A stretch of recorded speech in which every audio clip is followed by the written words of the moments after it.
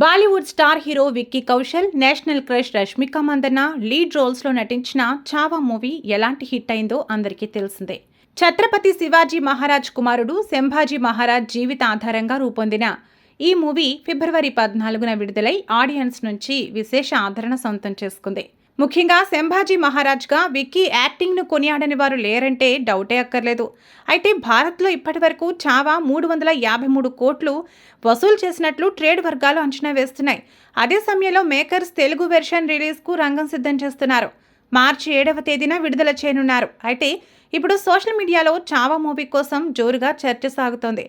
Movie super hit అయినా ఇటీవల 5.1 Dolby అట్మాస్తో Chhaava cinema 4K print leak కావడం వల్ల భారీ నష్టాలు వచ్చినట్లు టాక్ వినిపిస్తోంది.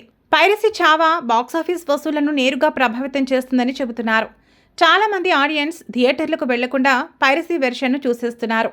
దీంతో నిర్మాతలు, డిస్ట్రిబ్యూటర్లకు లాస్ అని చెప్పాలి. అంతేకాకుండా చావాను కొనుగోలు చేసిన ఓటీటీ ప్లాట్ఫామ్కు కూడా నష్టమే.